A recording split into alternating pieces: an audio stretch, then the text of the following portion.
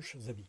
Ce matin j'aimerais avec vous voir une vérité indispensable pour notre marche chrétienne quand nous voulons travailler avec le Seigneur et laisser le Saint-Esprit agir en nous. Et cette chose que j'aimerais voir avec vous, c'est utiliser l'épée indispensable pour détruire les plans de l'ennemi invisible. Il y a beaucoup de gens qui sont souvent liés dans leur esprit, qui sont attachés, je dirais, parce qu'ils ne peuvent pas faire ce qu'ils veulent. Ils sont manipulés par justement ces esprits sans corps qui sont à la solde de Satan et qui attaquent le peuple de Dieu. Et pour illustrer l'exemple de l'efficacité de l'esprit, je vais vous présenter un témoignage de ces combats que nous avons à gagner contre ces esprits mauvais avec certains versets de la parole de Dieu. 1 Jean chapitre 3 verset 8. Le Fils de Dieu apparut afin de détruire les œuvres du diable. Détruire les œuvres du diable. Comment? Comment les détruire ces œuvres? Ah, c'est pas avec des kalachnikovs, ce n'est pas avec des couteaux, ce n'est pas avec des sabres, non. C'est l'épée de l'esprit. Et l'épée de l'esprit, la Bible nous dit, c'est la parole de Dieu. Il faut avoir foi en Dieu et nous appuyer sur l'œuvre accomplie de Jésus-Christ.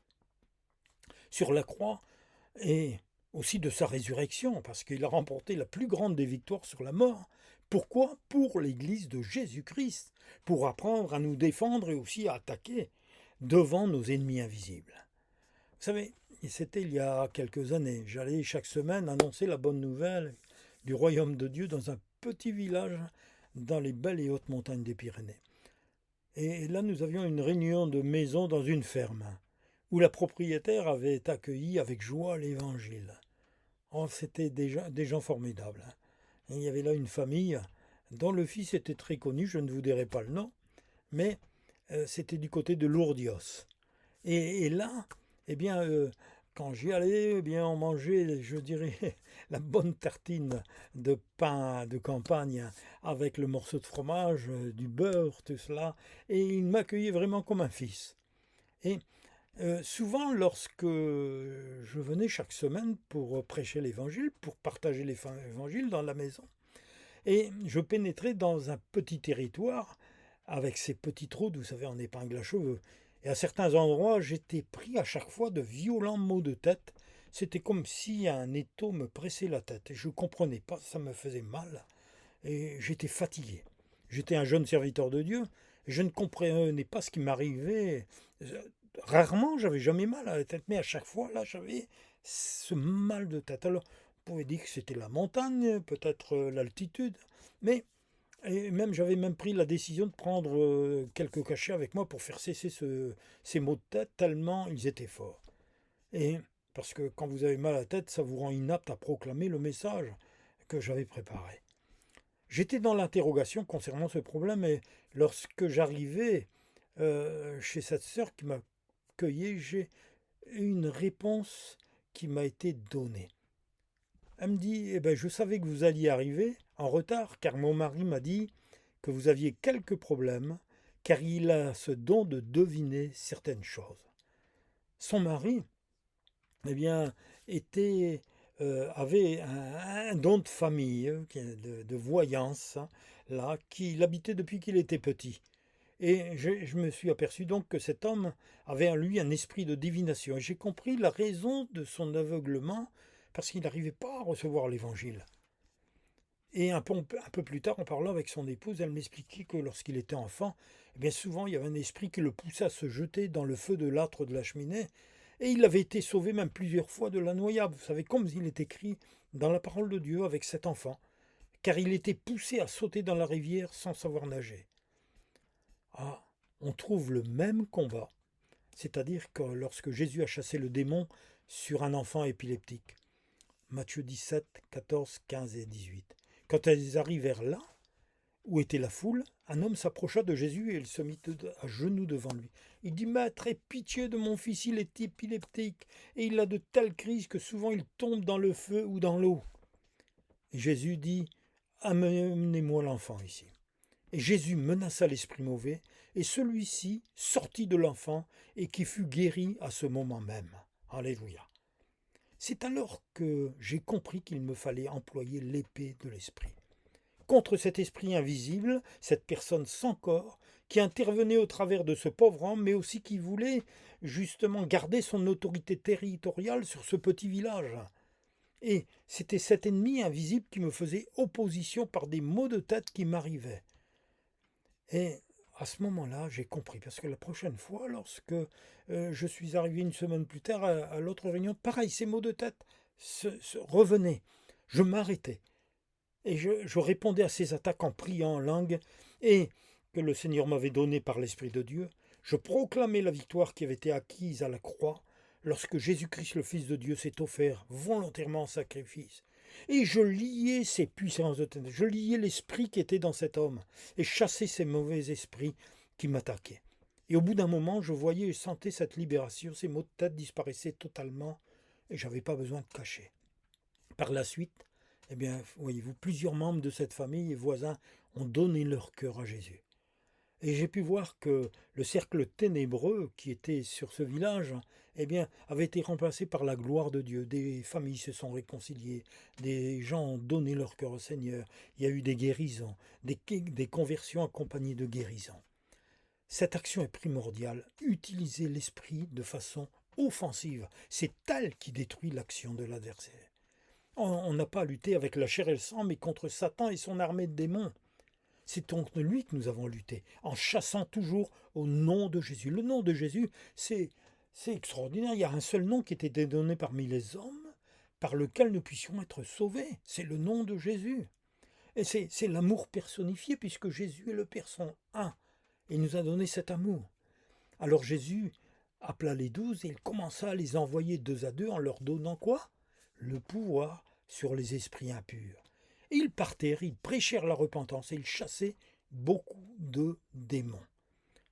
Quand même, ils chassaient beaucoup de démons et nous étions dans le pays d'Israël. C'est-à-dire où ils avaient la parole de Dieu, il y avait les synagogues, tout ça. Il y avait aussi beaucoup de démons qui tenaient les gens liés. Alors imaginez, nous, en tant qu'ancien peuple païen, et en tant d'hommes, de femmes souvent qui ont refusé Christ, qui refusent l'aide de Dieu, eh bien comment les démons se régalent au travers de leur vie. Et Jésus à plusieurs reprises nous montre comment proclamer la délivrance, en parlant calmement, mais avec fermeté, à cet ennemi malin et subtil. Jésus a toujours combattu contre Satan, se servant de la parole de Dieu qui est l'esprit de l'esprit. Il est lui-même la parole. Dans le désert. Alors Jésus fut emmené par l'Esprit dans le désert, Matthieu 4, versets 1 à 11, pour être tenté par le diable. Et après avoir jeûné 40 jours et 40 nuits, il eut faim. Et le tentateur, le diable, s'est approché de lui et lui dit, « Si tu es le Fils de Dieu, ordonne que ces pierres deviennent des pains. » Et Jésus lui répondit quoi? Il est écrit, « L'homme ne vivra pas de pain seulement, mais de toute parole qui sort de la bouche de Dieu. » Alors le diable continua, il le transporta dans la ville sainte. Il le plaça en haut du temple et lui dit, « Si tu es le Fils de Dieu, jette-toi en bas. » Parce qu'il est écrit, « Il donnera des ordres à ses anges à ton sujet, et ils te porteront sur leurs mains de peur que ton pied ne heurte contre une pierre. » Et Jésus lui dit, « Il est aussi écrit, tu ne tenteras point le Seigneur ton Dieu. » Alors le diable a continué. Il le transporte encore sur une montagne très très élevée. Et il voit tous les royaumes du monde. Je ne sais pas si c'était l'Everest, mais il lui montra tous les royaumes du monde et leur gloire. Parce que c'est lui qui règne, le diable, sur le monde. Et il lui dit, « Je te donnerai toutes ces choses si tu te prosternes et tu m'adores. » Alors Jésus, là, n'a pas transigé. Il a dit, « Retire-toi de moi, Satan. Car il est écrit, tu adoreras le Seigneur ton Dieu et tu le serviras lui seul. » Alors le diable le laissa, et voici, les anges vinrent auprès de Jésus et le servaient. Confessez que Satan a été vaincu à cause du sang de l'agneau de Golgotha. Il est écrit dans Apocalypse, chapitre 12, verset 11, « Les chrétiens l'ont vaincu à cause du sang de l'agneau, à cause de la parole de leur témoignage. » Délivrance d'un sourd et muet, dans Marc 9, 25, 27. Jésus, voyant la foule, commanda avec sévérité à l'esprit mauvais, « Esprit qui rend sourd et muet, dit-il, je te l'ordonne, sort de cet homme et ne rentre plus jamais en lui. Et l'esprit poussa un grand cri, secoua l'enfant avec violence et sortit de lui. L'enfant resta comme mort. Mais Jésus, prenant l'enfant par la main, le fit lever, et celui-ci se tint debout. Ah oui, mes amis, c'est toujours la même chose. Lorsque nous étions, je raconte souvent des témoignages de Madagascar, parce que les gens ont des cœurs ouverts, ils vivent près de la nature, près de la terre. Et ils sont sensibles à tous ces esprits mauvais aussi qui sont tout autour d'eux, parce qu'il y a beaucoup de sorcellerie, de divination, de culte de mort. Et nous étions là aussi dans une réunion, beaucoup avaient reçu la parole de Dieu, l'évangile, et s'étaient tournés vers Jésus pour donner leur cœur. Et à un certain moment, les anciens m'ont appelé parce que pendant la prière, nous étions plusieurs à prier pour les malades, et il y avait une petite fille qui se débattait d'un grand coup de pied aussi, elle était violente et tout, et on m'a appelé pour venir prier pour cet enfant. Et lorsque je suis venu devant cet enfant, elle avait quel âge? 8 ans, 9 ans, je ne sais pas, mais elle ne parlait pas français, c'était une petite malgache, hein, et ses parents ne parlaient pas français. Et là, lorsque je l'ai vue avec ses yeux qui étaient vraiment injectés de sang, on voyait que c'était pas elle qui vivait, c'était l'esprit qui était en elle qui l'agitait. Et j'ai commencé à invectiver l'esprit. Eh bien, mes amis, hein, je priais. Et là, l'esprit m'a répondu en français alors qu'elle ne connaissait pas le français. Et il m'a dit des mots injurieux. Il a voulu me repousser. Et là, je lui ai dit de se taire et qu'au nom de Jésus, à cause du sang qui a été répandu, le sang de Jésus, et bien maintenant, c'est bien ça. Il n'avait aucun droit sur cette petite maintenant qui sorte et qui s'en aille. Je le chassais au nom de Jésus. Et là, cette petite, là aussi, c'est pareil, elle s'est complètement effondrée. On l'a repris.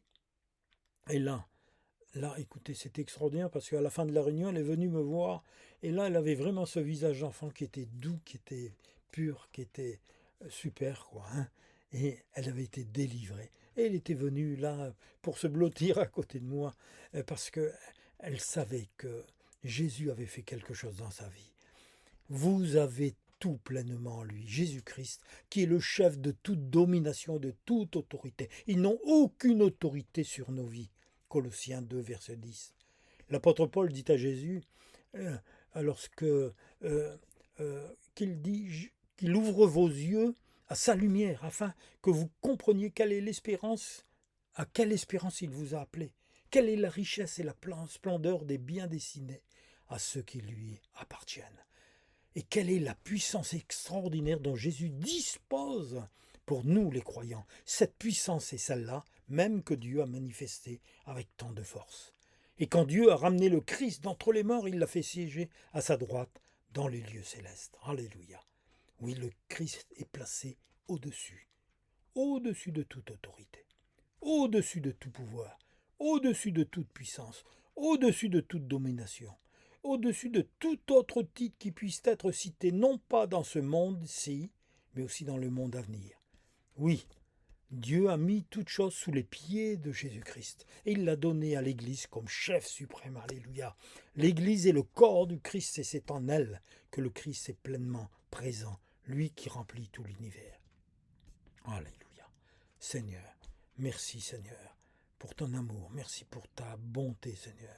Merci Seigneur parce que c'est par l'obéissance à ta parole qui habite en nous que nous devons être conscients que Jésus nous a donné ce pouvoir. Seigneur, merci pour ton amour, merci pour ce pouvoir, merci Seigneur pour nos noms qui sont inscrits dans le livre de vie. Merci parce que nous pouvons marcher sur les serpents, sur les scorpions, sur toute la puissance de l'ennemi. Rien ne peut nous nuire, nous n'avons pas à avoir peur. Merci Seigneur parce que nous avons cette autorité en tant que fils ou fille de Dieu d'ordonner, de chasser ces esprits mauvais. Et lorsque nous sommes attaqués personnellement, afin de nous délivrer, ou lorsque des bien-aimés sont attaqués, nous devons entrer dans ce combat. Seigneur, béni soit ton nom, Seigneur. Oh, merci pour ta parole qui est l'espèce d'esprit. Merci de me donner ce discernement et de m'apprendre à l'utiliser comme il convient pour atteindre le but que tu m'as donné. J'ai vraiment besoin de ton discernement pour m'armer par ta parole de vérité et laisser librement le Saint-Esprit agir au travers de moi. Merci, cher Seigneur, pour ta patience à mon égard et pour ta fidélité malgré mes imperfections. Béni soit ton nom, Seigneur. Soyez bénis au nom de Jésus. Soyez bénis et remerciez-le tous les jours pour son amour permanent qui fait partie de votre vie de tous les jours. Rappelez-vous et chantez des beaux cantiques qui proclament la gloire et la puissance de Dieu et qu'uniquement sa parole qui chasse l'ennemi par la victoire remportée sur la croix. Amen. Quand Jésus vient, l'ennemi se retire, il dit un mot, son pouvoir est brisé. Dans son amour, il veut à son empire soumettre aussi ton cœur vide et lassé. Le Fils de Dieu reste à jamais le même. Il peut encore aider, sauver, guérir. Viens donc à lui. Viens au Sauveur qui t'aime. Qui que tu sois, Jésus veut te bénir. Amen. Pour vous et pour vos familles.